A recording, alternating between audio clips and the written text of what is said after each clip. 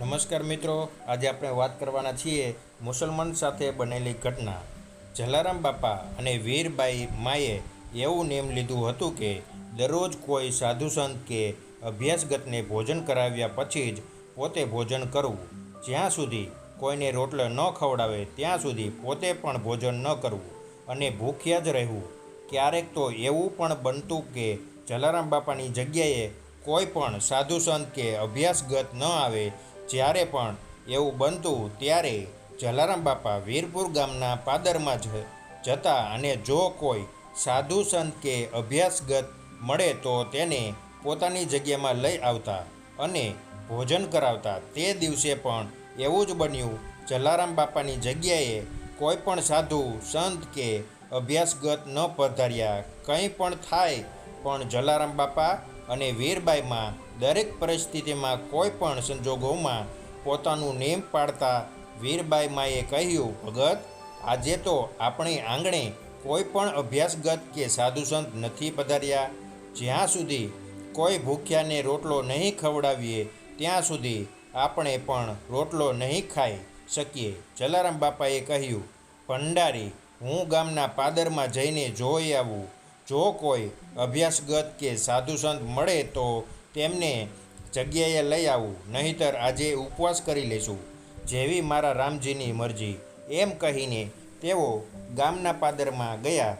જલારામ બાપા પાદરમાં જ્યાં સોરઠનો પ્રવેશ થાય છે તે કેડી પર પ્રભુ શ્રીરામના નામના જાપ કરતાં કરતાં જો કોઈ પ્રભાસ પાટણ કે ગિરનારની યાત્રા કરવા જતા સાધુ સંતો કે યાત્રાળુ દેખાય તો એને ભોજન કરાવવા માટે જગ્યાએ લઈ જાઓ. એમ વિચારીને તેઓ તો પ્રભુ સ્મરણ કરતાં કરતાં આટા મારવા લાગ્યા. જલારામ બાપાની નજર પડી કે સામેથી ગામના પાદર તરફ 3 અરબીઓ આવી રહ્યા છે. અરબીઓએ લાંબો ગોઠણ સુધીનો જભ્ભો અને ચોરણો પહેરેલો, પડછંદ કાયા, ઊંચા લાંબા કદના, કાળી ભમર મોટી આંખો, ચહેરા પર લાંબી લાંબી કાળી દાઢી અને ખભા પર હમચા લટકાવેલા. જલારામ બાપાએ જોયું કે આ ત્રણેય આંગતુકો તો વીરપુરમાં અજાણ્યા લાગે છે. જલારામ બાપાએ ત્રણેય આરબોને સામે ગયા અને તેઓ પાસે પહોંચ્યા એટલે કહ્યું, રામ રામ ભાઈ. એમ કહીને જલારામ બાપાએ હાથ જોડ્યા. જલારામ બાપાનો અવાજ સાંભળતા જ ત્રણેય આરબો ઊભા રહી ગયા. ત્રણેય આરબોએ એક સાથે જ અસલામ વાલેકુમ મિયાં કહીને જવાબ આપ્યો. જલારામ બાપાએ કહ્યું, હાલો ભાઈ, મારી હારે મારી જગ્યાએ ઘરે આવીને પહેલાં વાળું કરી લ્યો. વાળું કરવાનો સમય થઈ ગયો છે. વાળું કરીને પછી જજો. આરબો જલારામ બાપાના શબ્દો સાંભળીને ચકિત થઈ ગયા અને વિચારવા લાગ્યા કે એ મિયાં કોણ હે? इनको ना ही तो हम जानते हैं और ना ही तो ये हमें जानते हैं. हम लोग तो यहाँ वीरपुर में भी पहली बार ही आए हैं, इसीलिए इन्होंने तो आज से पहले हमें कभी देखा भी नहीं होगा. फिर भी हमें भोजन के लिए अपने घर ले जाने के लिए निवेदन कर रहे. एक आरबे પોતાને દાઢી પર હાથ ફેરવતા પૂછ્યું, आप कौन है मियाँ? हम तो आपको जानते भी नहीं हैं, फिर भी आप हमें खाना खिलाना क्यों चाहते हैं? જલારામ બાપાએ કહ્યું, હું તો મારા રામજીનો સેવક છું. એમની કૃપાથી સાધુ સંતોની સેવા કરું છું અને અભ્યાસગતોનો રોટલો ખવડાવું છું. તમે ક્યાંથી આવો છો? એક આરબે જવાબ આપ્યો, હમ રાજકોટ સે આએ હે, જૂનાગઢ જા રહે હે. જલારામ બાપાએ એ ત્રણેયને પોતાની જગ્યાએ આવીને ભોજન કરીને થોડો વિશ્રામ કર્યા પછી નીકળવા માટે ખૂબ આગ્રહ કરવા લાગ્યા. એક આરબે કહ્યું, ભાઈજાન, आपको कुछ गलत फहमी हो रही है. आप हिंदू हैं और हम मुसलमान. हम आपके घर कैसे आ सकते हैं? हम जानते हैं कि यहाँ पे नात जात अने ऊंच नीच के बहुत ही भेदभाव है. हम भी यहाँ गुजरात में कई सालों से रहते हैं, इसलिए हम भी इन धर्म के भेदभाव अच्छी तरह से जानते हैं. જલારામ બાપાએ હસીને કહ્યું, મારી ઝૂંપડીમાં તો અંધાય સરખા છે. રામ કહો કે રહીમ, બધા એક જ છે. જીવ માત્રમાં ઈશ્વરનો વાસ છે. કોણ હિન્દુ અને કોણ મુસલમાન? આ ધરતી પર રહેલ દરેક જીવ ઉપરવાળાના સંતાન છે. જો ઉપરવાળો પોતાના સંતાન સાથે કોઈ પણ પ્રકારનો ભેદભાવ નથી કરતો તો આપણે તો પામર મનુષ્ય છીએ. આપણે કાળા માથાના માનવી, ભેદભાવ કરનાર કોણ? હાલો ભાઈ, રોટલો ખાધા વિના તો નહીં જ જવા દઉં, એમ કહીને તેમણે ફરી એ ત્રણેયને પોતાની જગ્યાએ લઈ જવા માટે આગ્રહ કર્યો. ત્રણેય આરબો આનાકાની કરવા લાગ્યા, પણ જલારામ બાપા ન માન્યા એટલે તેમણે મિયાં હમકો દેર હો રહી હે, જૂનાગઢ સમય પે પહોંચના હે કહીને જલારામ બાપાની સાથે તેમની જગ્યાએ જવાની ના પાડી. જલારામ બાપાએ કહ્યું, વીરપુરના પાદરેથી કોઈ પણ રોટલો ખાધા વિના પાછું જાય તે મારા રામજીને ના પોસાય હો. હાલો ભાઈ, રોટલો ખાઈને જજો, તમને તમારા ઈમાનની કસમ. જલારામ બાપાએ ઈમાનની કસમ આપી એટલે એ ત્રણેય કચવાતા મને તેમની સાથે જવા માટે તૈયાર થઈ ગયા. જલારામ બાપા પ્રભુ શ્રીરામનું સ્મરણ કરતાં કરતાં આગળ ચાલવા લાગ્યા અને પાછળ ત્રણેય આરબો ચાલવા લાગ્યા. થોડી વારમાં તો તેઓ જગ્યાએ પહોંચી ગયા. જગ્યામાં અંદર પગ મૂકતા જ જલારામ બાપાએ સાદ પાડ્યો, ભંડારી, આંગણે 3 અતિથિ પધાર્યા છે, રોટલા ઘડવાની તૈયારી કરો. જલારામ બાપાનો અવાજ સાંભળીને વીરબાઈમાં બહાર આવ્યા અને ત્રણેય આરબોને પધારો ભાઈ, અંદર પધારો કહીને મીઠો આવકાર આપ્યો. એક આરબે બીજા આરબને કહ્યું, હમ તો સમજતે થે कि ये कोई व्यापारी होगा जो वीरपुर गांव में आने वाले मुसाफिर को खाना खिलाता होगा, लेकिन इन मियाँ के घर में आकर हमें ऐसा लग रहा है जैसे कि हम अल्लाह के दरबार में आ गए हैं. જલારામ બાપાના ઘરમાં જગ્યામાં અંદર આવીને ત્રણેય આરબોએ ચારે તરફ નજર ફેરવી. એક તરફ મંદિરમાં પ્રભુ શ્રીરામ, દેવી સીતા અને લક્ષ્મણજીની સાથે પ્રભુ શ્રીરામના પરમ ભક્ત એવા બજરંગબલી હનુમાનજીની મૂર્તિ સ્થાપિત કરેલી અને બીજી તરફ ભંડાર ઘરમાં સાક્ષાત માં અન્નપૂર્ણા સ્વરૂપા વીરબાઈમાં અભ્યાસગતો માટે રોટલા ઘડે છે. એ ત્રણેય આરબો તો ઝંખવાયા પડી ગયા, કારણ કે તેમના હમચામાં તો પોતે રસ્તામાંથી શિકાર કરેલા મૃત પંખીઓ હતા. તેઓ ત્રણેય નક્કી કર્યું કે અત્યારે કંઈ પણ બોલવું નહીં અને ભોજન કરીને ચૂપચાપ અહીંથી નીકળી જવું. એમ વિચારીને ત્રણેય આરબોએ પોતપોતાના હમચા એક ખીટી પર ટાંગ્યા અને રોટલા ખાવા બેઠા. વીરબાઈમાં ગરમ ગરમ રોટલા ઘડવા લાગ્યા. જલારામ બાપાએ ત્રણેય આરબોને આગ્રહ કરીને રોટલા પીરસ્યા અને જમાડ્યા. પછી તેમને કહ્યું, ભાઈ, રાત બહુ થઈ ગઈ છે, આજે રાત્રે અહીં જ રોકાઈ જાઓ, કાલે પરોઠિયું શિરામણ કરીને જજો. ત્રણેય આરબો ખૂબ જ થાકેલા હતા. તેઓને રાત રોકાવાની ઈચ્છા તો હતી, પણ તેમના મનમાં એક જ વાતની મૂંઝવણ હતી કે તેમણે રસ્તામાંથી પંખીઓના શિકાર કરીને પોતાના હમચામાં રાખેલા. તેમના હમચામાં એ મૃત પંખીઓ હતા. જલારામ બાપાએ ત્રણેય આરબોને રાત રોકાવવાનો ખૂબ આગ્રહ કર્યો, પણ આરબો તો અચકતા મને આનાકાની કરવા લાગ્યા. જલારામ બાપા આરબોના મનની મૂંઝવણ સમજી ગયા એટલે તેઓ ઊભા થયા અને ખીતીએ લટકાવેલા હમચાને લાકડી અડાડીને ત્રણેય આરબોની સામે જોઈને કહ્યું, આ બિચારા પંખીઓને કાં મૂંઝવ્યા છે? બધી વાત પછી કરજો, પહેલાં તમારા હમચાઓ ખોલીને તેની અંદર રહેલા પંખીઓને બહાર કાઢો. બિચારા જીવ અંદર હમચામાં મૂંઝાય છે અને પાંખો ફફડાવીને ક્યારનાય ઉડવાની મથામણ કરે છે, પણ ઉડી નથી શકતા. ત્રણેય અરબીઓ તો હેરાન થઈ ગયા અને એકબીજાની સામે જોવા લાગ્યા. તેઓ કશું સમજી ના શક્યા અને વિચારવા લાગ્યા કે એ મિયાં ક્યાં બોલ રહે હે, ઇન્हें कैसे पता चला कि हमारे थैले में पंछी है? ત્રણેય અરબીઓએ તો આશ્ચર્યચકિત થઈને જલારામ બાપા સામે જોવા લાગ્યા અને કહ્યું, हमने तो उन पंखियों को मार दिया है, वो उड़ने की कोशिश कैसे कर सकते हैं? અરબીઓ આટલું બોલ્યા ત્યાં તો તેમના થેલામાં કંઈક ફફડવાનો અવાજ આવ્યો. એટલે તે ત્રણેય પોતાના થેલા તરફ જોયું જલારામ બાપાએ જય શ્રી રામ બોલીને અરબીઓના હમચા ખૂંટી પરથી ઉતાર્યા અને હાથમાં લઈને ધીમેથી ખોલ્યા. તેમણે હજી તો હમચાઓ ખોલ્યા કે તરત જ તેમાં રહેલા પંખીઓ ફર ફર પાંખો ફફડાવીને આકાશમાં ઉડી ગયા અને પાસે રહેલા એક ઝાડ પર બેસી કલરવ કરવા લાગ્યા. પંખીઓના કલરવથી આસપાસનું વાતાવરણ ગુંજી ઉઠ્યું. મૃત પંખીઓના આ રીતે ફરીથી જીવિત થઈને કલરવ કરતા જોઈને ત્રણેય અરબીઓ સ્તબ્ધ થઈ ગયા અને થોડીવાર માટે તો મૂર્તિની જેમ જડાઈ ગયા. તેઓએ ચકિત થઈને જલારામ બાપા સામે જોયું અને મનોમન વિચારવા લાગ્યા કે हमने आज से पहले तो ऐसा चमत्कार कभी नहीं देखा. ત્રણેય આરબો જલારામ બાપાના પગમાં પડી ગયા અને માફી માગવા લાગ્યા.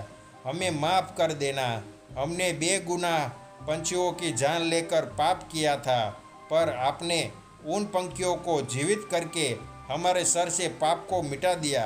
हम वादा करते हैं कि आज के बाद हम किसी भी बेगुनाह जीव को हानि नहीं पहुंचाएंगे. જલારામ બાપાએ ત્રણેય આરબોને ઊભા કર્યા અને કહ્યું, અરે બાપલિયા, દરેક જીવ માત્રમાં પ્રભુનો વાસ છે. કોઈ નિર્દોષ જીવને તકલીફ આપીએ તો મારા રામજીને તકલીફ પડે. એમ કહીને તેઓ એક ઓટલા પર બેસી ગયા અને ત્રણેય આરબોને કહ્યું, આવો ભાઈ, અહીં બેસો. એમ કહીને ઓટલા પર પોતાની પાસે બેસવા માટે હાથ વડે ઈશારો કર્યો. ત્રણેય આરબો પણ તેમની પાસે ઓટલા પર બેઠા. જલારામ બાપાએ પૂછ્યું, તમે જૂનાગઢ કોઈ કામ માટે જાઓ છો? આરબોએ જલારામ બાપાને માંડીને વાત કરી. તેઓ વર્ષોથી ગુજરાતમાં રહેતા હોવાથી ગુજરાતી ભાષા સારી રીતે જાણતા હતા, એટલે તેમણે આખી વાત ગુજરાતીમાં જ કરી. એક આરબે પોતાની વાત શરૂ કરી, મિયાં, દરઅસલ વાત એમ છે કે અમે ત્રણેય આરબ જમાદારો છીએ. અમે રાજકોટ ઠાકર સાહેબની તિજોરીની રખેવાળી કરતા હતા. ઠાકર સાહેબ આમને 18 રૂપિયા પગાર આપતા હતા, પણ અમારો પરિવાર મોટો હોવાથી 18 રૂપિયામાં અમારા પરિવારનું ગુજરાન ચાલે તેમ ન હતું. એટલે અમે ત્રણેય ઠાકર સાહેબને અરજી કરી કે તેઓ અમારો પગાર 18 રૂપિયાથી વધારીને 22 રૂપિયા કરી આપે, પણ ઠાકર સાહેબે અમારી અરજી માન્ય ન રાખી અને અમારો પગાર વધારવાની ના પાડી. ઠાકર સાહેબે અમને કહ્યું કે તમે ત્રણેય મારી તિજોરીની રખેવાળી કરો છો, એટલે તમને ત્રણેયને 18 રૂપિયા પગાર આપું છું. બાકી બીજા અધિકારીઓને તો એથી પણ ઓછો પગાર આપું છું. એમ કહીને ઠાકર સાહેબે અમને કડક શબ્દોમાં કહી દીધું કે તમારો પગાર તો નહીં જ વધે. જો તમને પગાર ઓછો લાગતો હોય તો નોકરી છોડીને જઈ શકો છો. ઠાકર સાહેબનો જવાબ સાંભળીને અમે ત્રણેય આરબ જમાદારોએ એક સાથે જ પોતપોતાની બંદૂક ખંભેથી ઉતારીને ઠાકર સાહેબના ચરણે મૂકી દીધી અને ખંભેથી પટ્ટા ઉતારીને તેમની સેવામાંથી છૂટા થયા. અમે એમ વિચારીને નોકરી છોડી દીધી કે અમે ઘણા વર્ષોથી ઠાકર સાહેબની તિજોરીની રખવાડી કરીએ છીએ, એટલે 1-2 દિવસમાં જ તેઓ અમને પાછા બોલાવશે અને પગાર વધારા સાથે અમને નોકરીએ પાછા રાખી લેશે. પણ એવું ન બન્યું. તેમણે અમને પાછા ન બોલાવ્યા, એટલે અમે ત્રણેય ભેગા મળીને જૂનાગઢ જવાનું નક્કી કર્યું. કારણ કે જૂનાગઢ નામદાર અમને નોકરીએ રાખે તેમ છે અને અમને પગાર પણ રાજકોટના ઠાકર સાહેબ કરતાં વધુ આપશે. અમે ત્રણેય રાજકોટથી જૂનાગઢ જવા માટે નીકળી ગયા. પંથ ખૂબ જ લાંબો હતો. અમે પગપાળા ચાલીને પંથ કાપતા હતા અને રસ્તામાં ભૂખ લાગે તો શું કરીશું તેમ વિચારતા હતા. ત્યાં જ અમારી નજર પાસેના ઝાડ પર પડી. તેના પર કેટલાક પંખીઓ બેઠા હતા. અમે પથ્થર મારીને પંખીઓનો શિકાર કર્યો અને એ પંખીઓના શિકાર કરીને મૃત પંખીઓને અમારા હમચામાં રાખી લીધા. અમે વિચારેલું કે જો રસ્તામાં ભૂખ લાગશે તો શિકાર કરેલા પંખીઓને પકાવીને ખાઈને પોતાની ભૂખ મિટાવશું. અમે પોતાના હમચામાં મૃત પંખીઓને રાખીને રાજકોટથી જૂનાગઢ તરફ જતા હતા. ત્યાં જ રસ્તામાં તમારી સાથે અમારો ભેટો થઈ ગયો. એ આરબે પોતાની વાત પૂરી કરી એટલે બીજા આરબે કહ્યું, જલારામ બાપા, રાજકોટના નામદાર સાહેબને સંગીતનો બહુ શોખ છે. તેઓ ઘણી વખત મોટા મોટા સંગીતકારોને પોતાના દરબારમાં આમંત્રણ આપતા. એક દિવસ તેમને એક મહાકવિને આમંત્રણ આપેલું. એ કવિએ કહ્યું હતું કે દીપ પ્રગટે એટલે અંધારું દૂર થાય અને ચારે તરફ પ્રકાશ ફેલાઈ જાય. જો કોઈ ભૂખ્યાને રોટલો મળી જાય તો એની ભૂખ મટી જાય. જો કોઈ તરસ્યાને પાણી મળી જાય તો એની તરસ छिपाઈ જાય. અને જો કોઈ રાહ ભટકેલ માનવીને કોઈ સંત મહાત્માનો ભેટો થઈ જાય તો એને જીવનનો સાચો માર્ગ મળી જાય. અમારો ભેટો પણ તમારા જેવા મહાપુરુષ સાથે થઈ ગયો.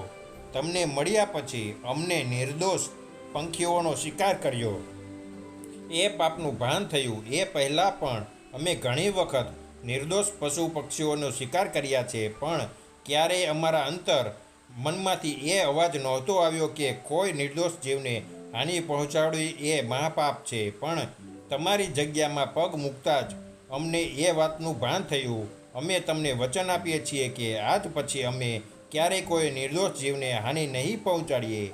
એમ કહીને ત્રણેય આરબોએ ક્યારેય શિકાર નહીં કરવાનું પ્રતિજ્ઞા લીધી. જલારામ બાપાએ એ ત્રણેય આરબોની આખી વાત ધ્યાનથી સાંભળી. પછી તેમની સામે જોઈને ચહેરા પર સહેજ સ્મિત સાથે બોલ્યા, અરે બાપલિયા, આરબોનો ઘણી તો એક જ હોય. તમારે જૂનાગઢ જવાની કોઈ જરૂર નથી. રાજકોટના નામદાર ઠાકર સાહેબે તમને પાછા બોલાવવા માટે તમારી પાછળ ઘોડેસવાર મોકલ્યો જ છે. એ ઘોડેસવાર બસ તમને ઠાકર સાહેબનો સંદેશો દેવા માટે પહોંચતો જ હશે. તમે 22 રૂપિયા પગાર માંગ્યો છે ને, પણ ઠાકર સાહેબ તમને 25 રૂપિયા પગાર વધારો દઈને પાછા નોકરીએ રાખશે. થોડી વાર રાહ જુઓ. ઠાકર સાહેબનો સંદેશો લઈને ઘોડેસવાર બસ પહોંચતો જ હશે. જલારામ બાપાએ હજી તો પોતાની વાત પૂરી કરી ત્યાં જ એક ઘોડેસવાર જલારામ બાપાની જગ્યાના દરવાજે આવીને ઊભો રહ્યો. એ ઘોડેસવાર જગ્યામાં અંદર આવીને જલારામ બાપાને પ્રણામ કર્યા અને પછી ત્રણેય આરબોને રાજકોટના નામદાર ઠાકર સાહેબનો સંદેશો આપતા કહ્યું, ઠાકર સાહેબ, તમારા ત્રણેય નામદારો માટે સંદેશો મોકલ્યો છે કે તેઓ તમારો પગાર 18 રૂપિયામાંથી વધારીને 22ને બદલે 25 રૂપિયા કરી આપે છે. હવેથી ઠાકર સાહેબ તમને 25 રૂપિયા પગાર આપશે.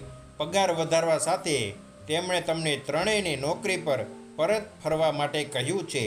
ઘોડેસવારનો સંદેશો સાંભળીને તે ત્રણેય આરબો તો જલારામ બાપાના પગમાં પડી ગયા અને કહ્યું, જલારામ બાપા, આપ કોઈ साधारण इंसान नहीं है, लेकिन आप अल्लाह के फरिश्ते हैं. आपने बेजान पंछियों को जीवित कर दिया और आपके दिए हुए आशीष भी सच हो गए कि ठाकर साहब हमें 25 रुपये का वेतन देकर हमें वापस बुलाएंगे.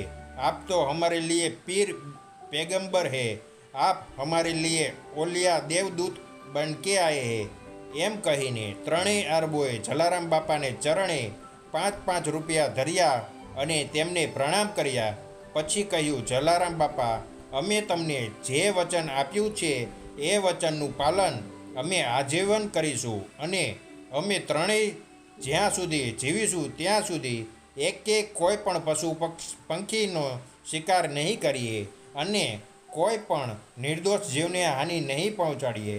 અમે ત્રણેય દર વર્ષે તમને પગે લાગવા માટે અહીં વીરપુર તમારી જગ્યાએ અચૂકપણે આવીશું અને અમારા પોતાના પગારમાંથી તમારા ચરણે નાણાં ધરવીશું. એમ કહીને તેઓ જલારામ બાપાની રજા લઈને વીરપુરથી જૂનાગઢ જવાને બદલે રાજકોટ તરફ પરત ફર્યા. આવા જ નવા જીવન ઉપયોગી, જીવનમાં કંઈક નવું કરવાની પ્રેરણા મળે, શીખવા મળે તેવા વિડીયો જોવા માટે અમારી ચેનલ સાથે બન્યા રહેજો. તમારા સગા સંબંધી મિત્રો સાથે અમારા આ વિડીયોને શેર કરવાનું અવશ્ય રાખજો અને અમારી ચેનલને તમે હજુ સુધી સબસ્ક્રાઈબ ન કરી હોય તો ચેનલને સબસ્ક્રાઈબ કરી દેજો. તમારો આભાર.